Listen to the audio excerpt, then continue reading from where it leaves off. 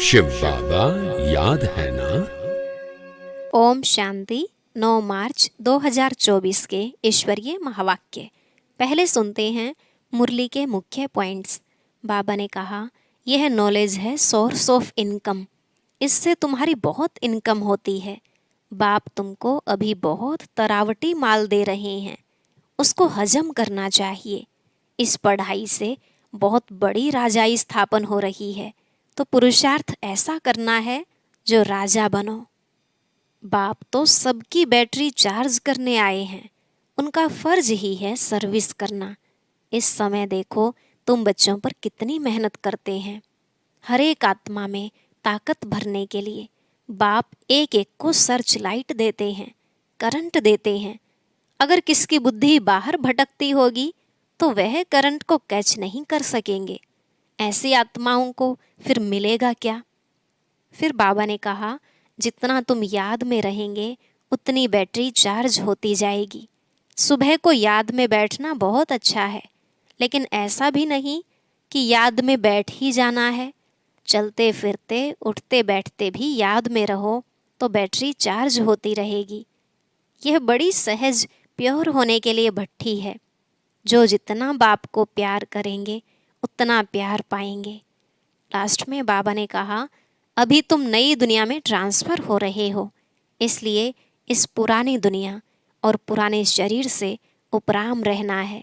तुम्हारा आपस में बहुत अच्छा ब्रदरली प्रेम होना चाहिए। बहन भाई भी नहीं, भाई भाई कहना ठीक है। किसी को रिगार्ड देना, किसी को न देना, ऐसे नहीं करना। अब सुनते हैं महावाक्यों को विस्तार से। बाबा ने कहा, मीठे बच्चे, अब वापस जाना है, इसलिए पुरानी देह और पुरानी दुनिया से उपराम बनो। अपनी बैटरी चार्ज करने के लिए योग की भट्ठी में बैठो। प्रश्न, योग में बाप की पूरी करंट किन बच्चों को मिलती है? उत्तर, जिनकी बुद्धि बाहर में नहीं भटकती, अपने को आत्मा समझ बाप की याद में रहते हैं, उन्हें बाप की करंट मिलती है। बाबा बच्चों को सकाश देते हैं। बच्चों का काम है बाप की करंट को कैच करना, क्योंकि उस करंट से ही आत्मा रूपी बैटरी चार्ज होगी, ताकत आएगी, विकर्म विनाश होंगे। इसे ही योग की अग्नि कहा जाता है। इसका अभ्यास करना है। ओम शांति। भगवानुवाच। अब बच्चों को घर भी याद पड़ता है। बाप तो घर की और राजधानी की बात ही सुनाएंगे, और बच्चे भी इन बातों को समझते हैं कि हम आत्माओं का घर कौन सा है, आत्मा क्या है। यह भी अच्छी रीति समझ गए हैं कि बाबा हमको आकर के पढ़ाते हैं। बाप कहाँ से आते हैं? परमधाम से। ऐसे नहीं कहेंगे पावन दुनिया बनाने कोई पावन दुनिया से आते हैं। नहीं, बाप कहते हैं, मैं सतयुगी पावन दुनिया से नहीं आया हूँ, मैं तो घर से आया हूँ, जिस घर से तुम बच्चे आए हो पार्ट बजाने। मैं भी ड्रामा प्लान अनुसार हर 5000 वर्ष के बाद घर से आता हूँ। मैं रहता ही घर में, परमधाम में हूँ। बाप समझाते भी ऐसे हैं जैसे बाप शहर से आए हों। कहते हैं, जैसे तुम आए हो पार्ट बजाने, हम भी वहाँ से आए हैं पार्ट बजाने, ड्रामा प्लान अनुसार। मैं नॉलेजफुल हूँ, सब बातों को मैं जानता हूँ ड्रामा प्लान अनुसार। कल्प कल्प मैं यही बात तुमको सुनाता हूँ। जब तुम काम चिता पर चढ़कर काले भस्म हो जाते हो, आग में मनुष्य काले हो जाते हैं ना, तुम भी सांवरे हो गए हो। सतो प्रधान वाली ताकत सारी निकल गई है। आत्मा की बैटरी ऐसी न हो जो एकदम डिस्चार्ज हो जाए और मोटर खड़ी हो जाए। इस समय सभी के डिस्चार्ज होने का समय आ गया है। तब बाप कहते हैं, ड्रामा अनुसार मैं आता हूँ। जो आदि सनातन देवी देवता धर्म के हैं, उन्हों की बैटरी चार्ज होती है। तुम्हारी बैटरी अभी चार्ज होनी है जरूर। ऐसे भी नहीं सिर्फ सुबह को यहाँ आकर बैठना है, बैटरी चार्ज हो सकेगी। नहीं, बैटरी चार्ज तो उठते बैठते चलते भी हो सकती है याद में रहने से। तुम पहले पवित्र आत्मा सतो प्रधान थी, सच्चा सोना, सच्चा जेवर थी। अभी तमो प्रधान हो गए हो। अब फिर आत्मा सतो प्रधान बनती है तो शरीर भी प्योर मिलेगा। यह बड़ी सहज प्योर होने के लिए भट्ठी है। इसको योग की भट्ठी भी कह सकते हैं। सोने को भी भट्ठी में डालते हैं। यह है सोने को शुद्ध बनाने की भट्ठी, बाप को याद करने की भट्ठी। प्योर तो जरूर बनना है। याद नहीं करेंगे तो इतना प्योर नहीं होंगे। फिर हिसाब किताब चुकतू करना ही है, क्योंकि कयामत का समय है, सबको घर जाना है। बुद्धि में घर की याद बैठी हुई है और किसकी भी बुद्धि में नहीं होगा। वह ब्रह्म को ईश्वर कह देते हैं, उसको घर नहीं समझते। तुम इस बेहद ड्रामा के एक्टर हो। ड्रामा को तो तुम अच्छी रीति जान गए हो। बाप ने समझाया है, अभी 84 का चक्र पूरा होता है, अब घर जाना है। आत्मा अब पतित है, इसलिए घर जाने के लिए पुकारती है, बाबा आकर पावन बनाओ, नहीं तो हम जा नहीं सकते हैं। बाप ही बैठ यह बातें बच्चों को समझाते हैं। यह भी बच्चे समझ गए हैं। तब उनको पिता पिता कहते हैं, टीचर भी कहते हैं। मनुष्य तो श्री कृष्ण को टीचर समझते हैं। तुम बच्चे समझते हो श्री कृष्ण तो खुद पढ़ता था सतयुग में। श्री कृष्ण कभी किसका टीचर बना नहीं है। ऐसे भी नहीं पढ़कर फिर टीचर बना। श्री कृष्ण की बचपन से लेकर बड़ेपन तक की कहानी तुम बच्चे ही जानते हो। मनुष्य तो श्री कृष्ण को भगवान समझकर कह देते हैं, जिधर देखो कृष्ण ही कृष्ण है। राम के भक्त कहेंगे, जिधर देखो राम ही राम है। धागा ही मूंझ गया है। तुम अब जानते हो भारत का प्राचीन योग और ज्ञान मशहूर है। मनुष्य कुछ नहीं जानते। ज्ञान सागर एक बाप है, वह तुम बच्चों को ज्ञान देते हैं। तो तुमको भी मास्टर ज्ञान सागर कहेंगे, परंतु नंबरवार पुरुषार्थ अनुसार। सागर कहें या नदी कहें, तुम हो ज्ञान गंगाएं। इसमें भी मनुष्य मूंझते हैं। मास्टर ज्ञान सागर कहना बिल्कुल ठीक है। बाप बच्चों को पढ़ाते हैं, मेल फीमेल की बात नहीं। वर्षा भी तुम सब आत्माएं लेती हो, इसलिए बाप कहते हैं देही अभिमानी बनो। जैसे मैं परम आत्मा ज्ञान सागर, वैसे तुम भी ज्ञान सागर हो। मुझे परम पिता परमात्मा कहा जाता है। मेरी ड्यूटी सबसे ऊंची है। राजा रानी की ड्यूटी भी सबसे ऊंची होती है ना। तुम्हारी भी ऊंची रखी गई है।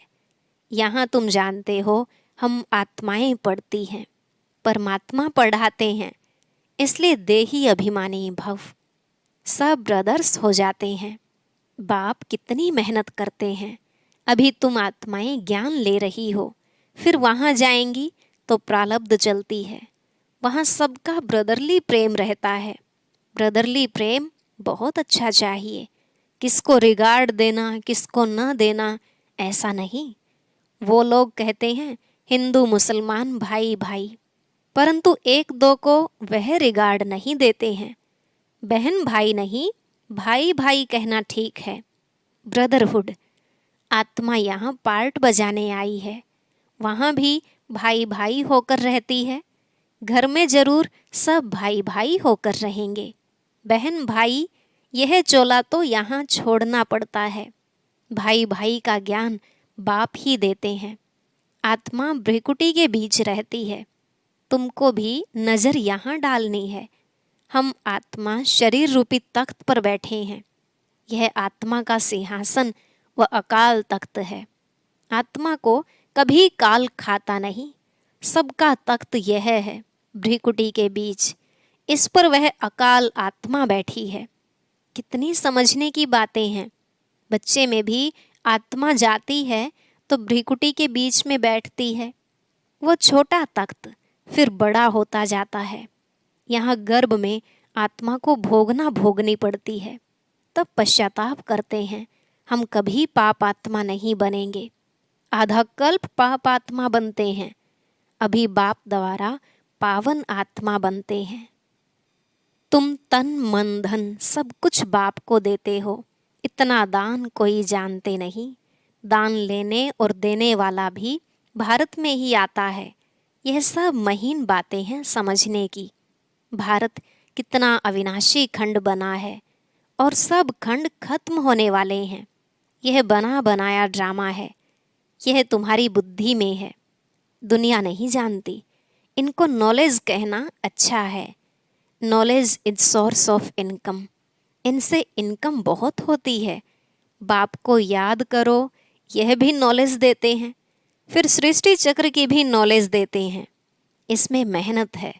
हम आत्माओं को अब वापस जाना है, इसलिए इस पुरानी दुनिया और पुराने शरीर से उपराम रहना है। देह सहित जो कुछ देखते हो सब खलास हो जाना है। अभी हम ट्रांसफ़र होते हैं, यह तो बाप ही बता सकेंगे। यह बहुत बड़ा इम्तिहान है जो बाप ही पढ़ाते हैं। इसमें किताब आदि की दरकार नहीं, बाप को याद करना है।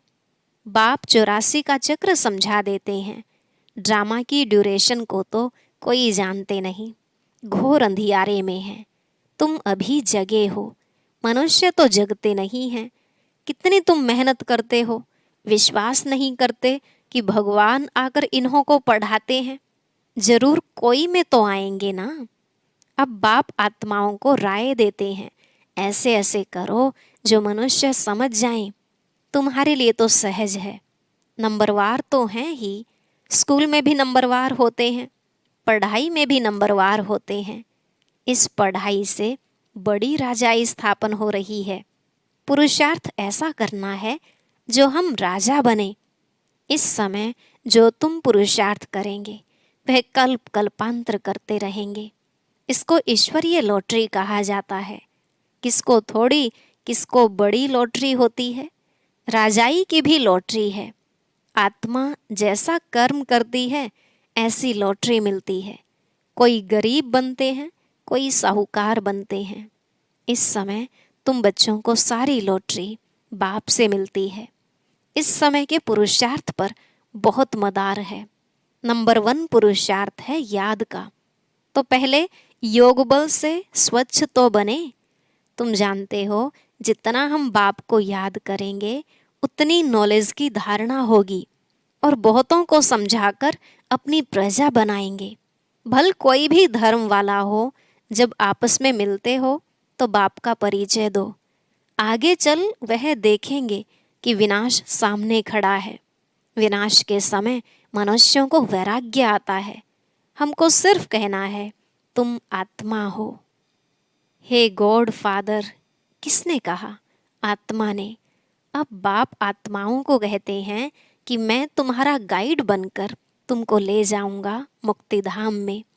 बाकी आत्मा का कभी विनाश नहीं होता, तो मोक्ष का भी क्वेश्चन नहीं। हर एक को अपना अपना पार्ट बजाना है। आत्मा सब है इमार्टल, कभी भी विनाश नहीं होंगी।